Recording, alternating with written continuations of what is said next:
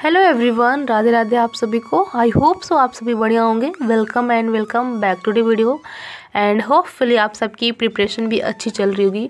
सो आज का जो स्टडी का शुरुआत है वो मॉर्निंग में ही मैंने किया था। तो आज मैं लगभग 4:45 तक उठ गई थी एंड फ्रेशन अप होकर मैं 5 बजे तक अपने स्टडी के लिए बैठ गई थी।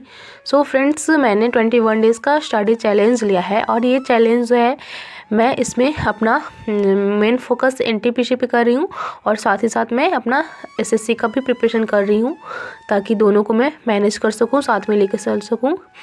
एंड तो अभी मैंने यहाँ पे अपना टू डू लिस्ट बना लिया था और यहाँ साथ ही साथ मैं अपने लैपटॉप को ऑन कर रही थी। सो यहाँ पे सबसे पहले मुझे अभी साइंस का क्लास करना था एंड साइंस में जो है जितना भी मैंने पहले कुछ पढ़ रखा है, फिजिक्स चल रहा है अभी मेरा, तो वही सब रिवीजन कर रही थी।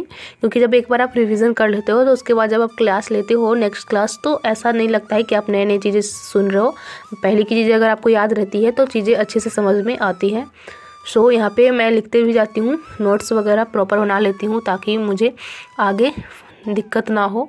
एंड मैं तो आप सबको भी यही सजेस्ट करूँगी कि आप जो भी पढ़ो उसका प्रॉपर तरीके से नोट्स बनाया करो, क्योंकि एग्ज़ाम टाइम में आपको नोट्स ही काम आने वाले हैं एंड नोट्स का बहुत ही ज़्यादा फ़ायदा होता है। आप सबको पता है, जितने भी टॉपर्स होते हैं, जो भी है, या छोटे एग्ज़ाम की तैयारी करो या बड़े एग्ज़ाम की तैयारी करो, नोट्स तो हर लोग बनाते हैं एंड नोट्स बनाना हमारी प्रायोरिटी होनी ही चाहिए।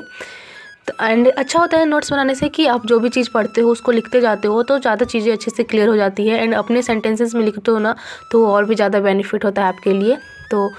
तो मॉर्निंग में मैं 7 बजे तक पढ़ी थी एंड उसके बाद मेरे जो भी काम थे सुबह के वो सब किया और 8 बजे से मेरा स्कूल होता है। सो जो मेरे नए व्यूअर्स हैं उनको मैं बता दूं कि मैं as a teacher private school में वर्क करती हूँ। सो इस वजह से मुझे उधर भी 6 घंटे लगभग देने पड़ते हैं एंड उसके बाद मैं घर पे भी बच्चों को ट्यूशन देती हूँ। तो इन सब चीज़ों में भी मेरा टाइम वेस्ट थोड़ा सा हो जाता है। वेस्ट नहीं कह सकते हैं, बट हाँ, स्टडी के नज़र से देखा जाए तो वेस्ट ही होता है। तो स्कूल से आने के बाद ये दोपहर का टाइम है, मैं लंच कर आ गई थी एंड नीचे बहुत ज़्यादा ठंड हो रहा था तो मैं ऊपर सोची कि चलो मैथ्स का क्लास कर लेते हैं, बट नीचे बहुत ज़्यादा ठंड लग रहा था और ऊपर यहाँ पे बहुत ज़्यादा डिस्टर्बेंस हो रहा था क्योंकि आसपास के लोग जो हैं सारे लोग छत पे बैठे हुए थे, क्योंकि ठंड तो सभी को लग रही है एंड सब लोग आपस में बात कर रहे थे एंड गाँव है तो बहुत ज़्यादा तेज़ चिल्लाकर एक दूसरे के छत पे से बात करते हैं तो ज़्यादा डिस्टर्बेंस होती है।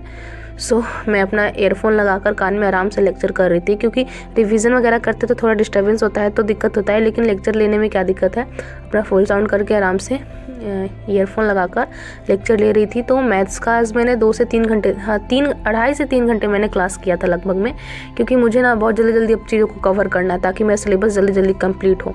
अभी तक मेरा पूरा सिलेबस ही कंप्लीट नहीं हुआ है तो थोड़ा सा मुझे टेंशन भी हो रहा है कि मतलब सिलेबस कंप्लीट करने में इतना टाइम लगाऊंगी तो बाकी चीज़ें कब करूँगी। सो मैंने सोचा कि थोड़ा जल्दी स्पीड अपना बढ़ाते हैं एंड जितना कैपेसिटी है उससे थोड़ा सा एफर्ट्स और ज़्यादा लगाकर जल्दी चीज़ों को कंप्लीट करते हैं। तो मैथ्स का क्लास कंप्लीट करने के बाद मैं बच्चों को ट्यूशन देने चली जाती हूँ एंड ट्यूशन से वापस आने के बाद मैं अपना स्टडी को स्टार्ट करती हूँ। सो ये शाम का टाइम था और अभी जो है मैं ज्योग्राफी का लेक्चर ले रही थी। और फ्रेंड्स, ज्योग्राफी में जो है अभी मैं इंडियन ज्योग्राफी वाला पोर्शन कर रही हूँ एंड मैंने देखा है कि एनटीपीसी में इंडियन ज्योग्राफी जो भारत का भूगोल वाला पोर्शन है उसका वेटेज काफ़ी ज़्यादा अच्छा रहता है।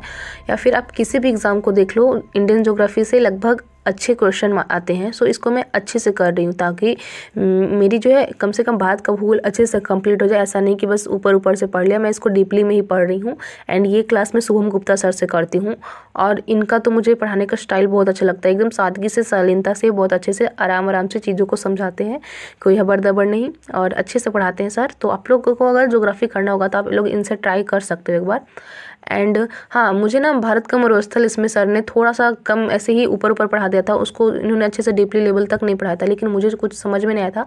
सो फिर मैं भारत का मरुस्थल का टॉपिक सर्च करके उसको कोई और अदर चैनल से उसको कंप्लीट की थी, क्योंकि मुझे इतना फ़र्क नहीं पड़ता कि मैं किन से पढ़ रही हूँ, क्या पढ़ रही हूँ। मुझे बस इतना है कि जो भी पढ़ रही हूँ ना वो मुझे समझ में आना चाहिए।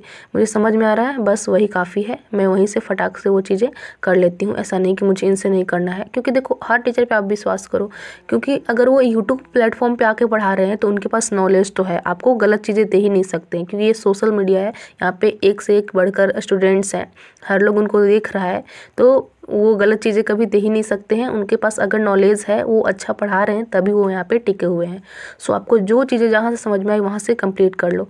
सो फ्रेंड्स, यहाँ पे ज्योग्राफी का क्लास करने के बाद उसमें मुझे लगभग 2 घंटे लग जाते हैं, तो मैं थोड़ा सा ब्रेक ली थी एंड उसके बाद यहाँ पे मैं वापस से आ गई हूँ और अभी मेरा रीजनिंग का क्लास चलेगा। एंड आज जो है ना लगभग आधे से ज़्यादा क्वेश्चन तो मुझसे बने ही नहीं सिलोगिज्म के, क्योंकि इसमें सर ने 3 स्टेटमेंट वाले क्वेश्चन लाए थे और मुझे बस उसको समझने में ही टाइम जा रहा था। हर एक क्वेश्चन में नए नए चीज़ें सीखने को मिल रहा था, तो अच्छा है। बस क्वेश्चन बने या ना बने उससे अभी फ़र्क नहीं पड़ता, क्योंकि अभी तो बस सीख ही रही हूँ। बस हाँ, सीखने के बाद सारा क्वेश्चन बने ये ज़्यादा मैटर करता है।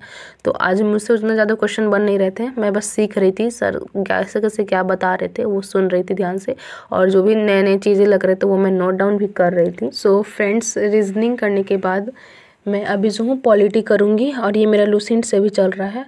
सो इसको मैं भी कवर करूँगी। एंड मैं आपसे एक चीज़ शेयर करना चाहूँगी कि मुझे ना आज जब मैं छत पे बैठ के पढ़ रही थी तो बहुत आलस लग रहा था, क्योंकि ठंड के दिनों में स्टडी करना पता नहीं क्यों इतना आलसी लगता कि सो जाए, और काफ़ी नींद आ रही थी। छत पे धूप लग रहा था ना, तो बहुत ज़्यादा नींद आया था। तो मैं क्या की ना कि मेरा बॉटल में हमेशा पानी भर के रखा हुआ रहता है, चाहे वो ख़त्म हो या ना हो। तो 2 दिन का पुराना पानी था एंड वो बहुत ज़्यादा ठंडा था, और मैं उसी को आराम से पी लिया। इतना ज़्यादा ठंडा पानी था, उसको पीने के बाद ना नींद तो एकदम जैसे छू मंतर से गायब हो गई। तो मुझे अच्छा लगा कि चलो अच्छा हुआ मैंने ये पानी पी लिया, कम से कम मेरी स्टडी तो नहीं रुकी ना। क्योंकि हाँ, अभी थोड़ा सा बॉडी में लेज़ीनेस आता है, थोड़ा सा आलस लगता है कि नहीं सो जाते हैं, बट हमें ना इसी कम्फर्ट जोन को त्यागना होता है। और अगर हमने इसको त्याग दे, इस पे जीत पा लिया ना, तो समझो हम अपनी ज़िंदगी में जीत जाते हैं। जो ज़िंदगी का हमारा रेस चल रहा है उसमें जीत जाते हैं, और बहुत लोग यही नहीं कर पाते हैं, वहीं वो हार जाते हैं। सो आई होप कि आपको आज की वीडियो पसंद आई होगी। Thank you so much for watching the full video.